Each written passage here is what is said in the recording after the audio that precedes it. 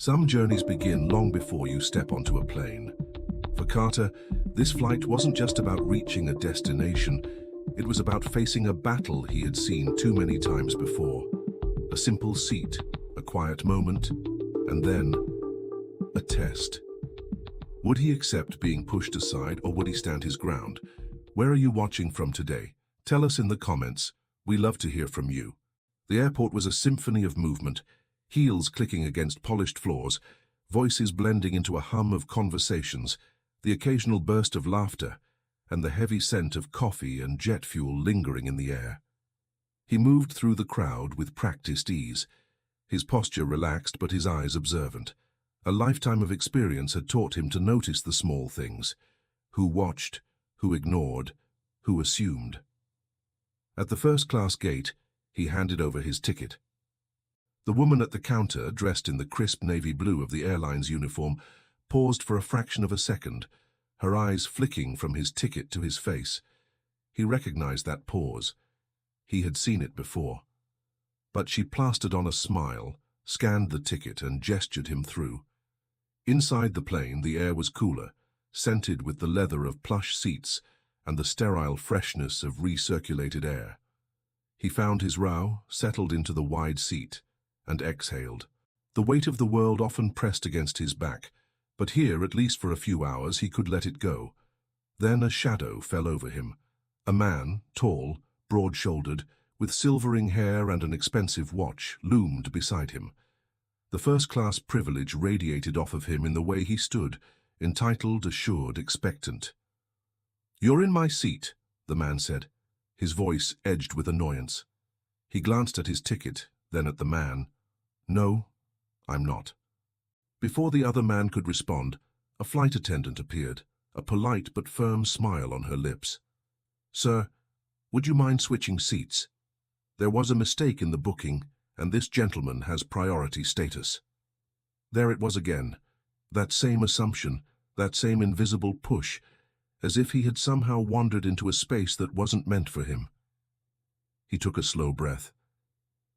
"I paid for this seat. I'm not moving." The attendant's smile flickered, and something in her eyes shifted. The other passengers watched, some pretending not to.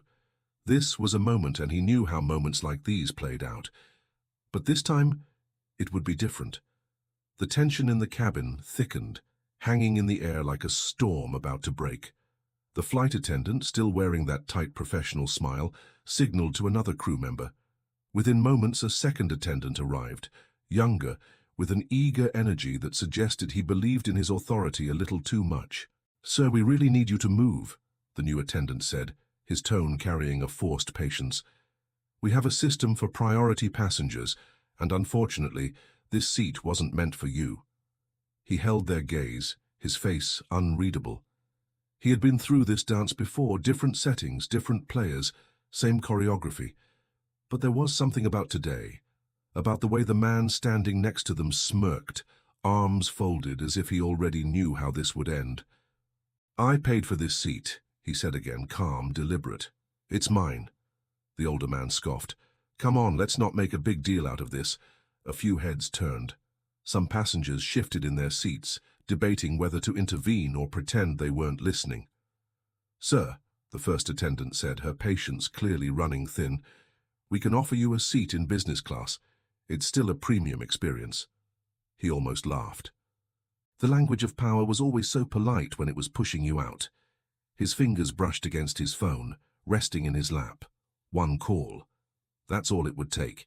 He knew exactly who to dial, exactly which name would make them straighten their backs and regret every word that had left their mouths. But he waited. "Final chance," the younger attendant said. "If you don't move, we may have to escalate this."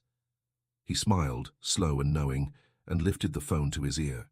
"Go ahead," he said, voice smooth as glass. "Let's escalate." The phone barely had time to ring once before a voice answered on the other end. Calm, measured, yet carrying the weight of someone who made decisions that mattered. He didn't need to explain much. Just a name, a flight number, and a quiet, "It's happening again." That was all. As he lowered the phone, the energy in the cabin shifted. The attendants exchanged uneasy glances, their confidence beginning to wane. They had expected compliance, perhaps irritation, but not this. This quiet assurance that he was not a man to be dismissed. Passengers who had been pretending not to listen now openly watched.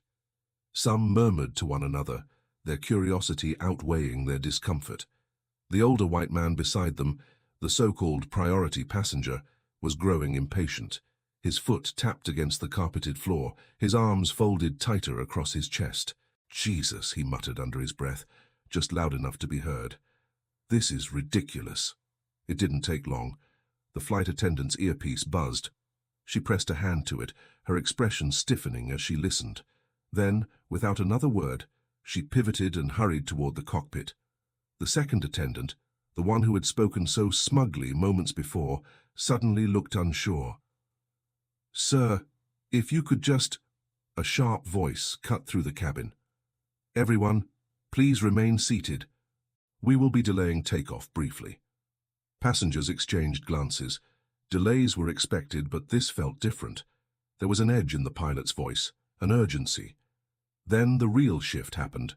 A man in a navy suit strode down the aisle with quick, clipped steps. Not a flight attendant, not a regular airport worker. This was someone higher up. His name tag gleamed under the cabin lights, and his presence alone was enough to make the two attendants step back as if burned. The man's gaze locked onto him, sharp, assessing, but there was something else in his eyes, recognition. "Mr. Carter," the man said, voice tight, "I am so sorry for this misunderstanding." A ripple of reaction moved through the cabin. People glanced at one another, the name echoing in their minds, trying to place it. Carter only tilted his head slightly, watching the man with measured patience. "A misunderstanding," he repeated. The man in the suit, probably mid-level management, someone important enough to clean up messes but not powerful enough to prevent them, cleared his throat. "This is not how we treat our passengers, and I sincerely apologize. I can assure you the staff involved will be dealt with appropriately." The younger flight attendant paled. The woman beside him took a small step away, as if physically distancing herself from the consequences. Carter exhaled slowly, running a hand along the armrest of his seat. "Interesting," he mused, because it seemed pretty intentional. The manager flinched. "Sir, I assure you." Carter held up a hand, silencing him. Now, the whispers were louder. Someone pulled out their phone. A camera flash flickered, someone recording. The weight of social media hung in the air like a waiting storm. The manager noticed too.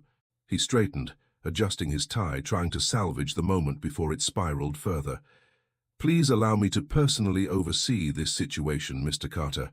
We will ensure your flight experience remains—" Carter turned, finally looking at the man who had tried to take his seat. "Still think this is ridiculous?" The man shifted uncomfortably. "Look, I didn't know who you were." Carter smiled. It was a small, sharp thing. "But that's the point, isn't it?" The man's mouth opened, then shut. His face flushed red. Another voice interrupted. The captain had emerged from the cockpit, his uniform pristine, his expression unreadable. He glanced at the manager, then at Carter, and nodded once. "This situation has been escalated," the captain announced, his voice carrying over the cabin. "Effective immediately, this flight crew is being relieved of their duties for this flight." A murmur of disbelief rippled through the passengers. The attendants stiffened. The manager nodded. "Your seats will remain as they are, Mr. Carter, and as for our staff—" His gaze swept over the two attendants, his disappointment sharp. "We'll be making changes." Carter could feel the energy shifting again. The whispers now carried something else. Approval. Vindication. He leaned back in his seat, letting out a slow breath. He had seen injustices brushed aside too many times, seen moments like this end with nothing more than empty apologies. But this time the weight had fallen on the right shoulders. The attendants gathered their things in stunned silence. The man who had tried to take his seat now stared straight ahead, avoiding eye contact. Then, a voice from a few rows back, hesitant but strong. "Good for you, man." Another person nodded. Yeah, about time someone stood their ground. A woman in business attire lifted her phone, tapping at the screen. "This is already trending," she murmured. Carter didn't need to check. He knew how these stories spread. The world was watching. As the last of the disgraced staff exited the plane, the manager turned back to him one final time. "Mr. Carter, if there's anything else we can do—" Carter's gaze flicked to the man who had tried to take his seat. Maybe he'd like to volunteer for an economy seat instead. The man's face burned red. The manager hesitated for only a second before nodding to another attendant, the new one, replacing the others. "Find him another seat." The man sputtered, protesting, but no one was listening anymore. As Carter settled back into his seat, the announcement came over the intercom. "Flight attendants, please prepare for takeoff." The engines roared to life. The runway stretched out ahead, endless and open. He closed his eyes, exhaling slowly. This time things had gone differently. This time, justice had landed exactly where it belonged. The plane had taken off, but the storm wasn't over. Not yet. Carter kept his posture relaxed, but his mind was still turning, still processing. He could feel the weight of eyes on him, curious, approving, some even admiring. That wasn't why he had done it. He had learned a long time ago that standing up wasn't about recognition. It was about the ones who never got the chance to. The flight moved in quiet murmurs. Passengers typed on their phones, whispering to one another about what had just happened. The flight attendants, the new ones, moved through the aisles, their smiles measured, their movements careful. They knew. They had seen. Carter turned to the window, watching the clouds roll past. Then a voice interrupted his thoughts. "Sir." He turned, and there was the manager again, looking more composed now, but still carrying the weight of the moment. "I just wanted to apologize again. Personally," he said. "Situations like this, they shouldn't happen, and we take them seriously."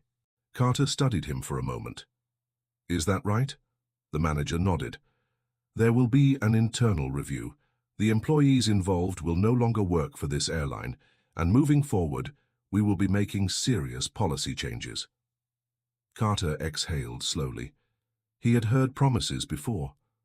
Words were easy. Change wasn't. But then, the manager lowered his voice. "I know this doesn't fix what happened, but because of this, things will be different." Carter held his gaze for a long moment. Then finally he nodded. "See that they are." The manager hesitated, then offered his hand. Carter shook it, firm, steady. As the man walked away, Carter leaned back into his seat, glancing around the cabin. Somewhere, someone was watching.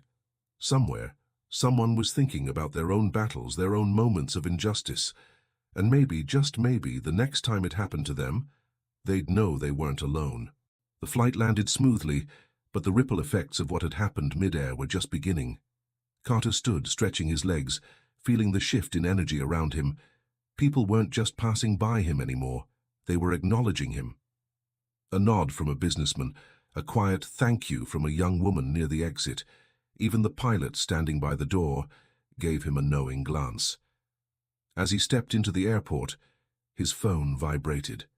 He glanced down. 2 million views. The video had spread like wildfire. Headlines were already rolling in. First-class passenger denied seat until he made one call. Racial discrimination on flights, how one man exposed it in real time. Justice at 30,000 feet. Carter sighed, slipping the phone into his pocket. He hadn't asked for the attention, but maybe, just maybe, it would mean fewer stories like his.